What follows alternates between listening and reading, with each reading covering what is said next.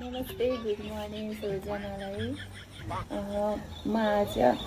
म हप्तामा एक फेर यो हुन्छ नि आइस क्युब, यो आइस क्युबलाई सफा पानीमा आफ्नो फेस हुन्छ नि त्यो डिप गर्न सक्ने जति एउटा परात केही टबहरू लिनु अनि यसलाई एकदम चिसो पानी गराइसकेपछि अनि योमा हामीले के गर्नुपर्छ भने यो पानीमा फ्री फेसहरू हुन्छ नि हल्का यस्तो गरेर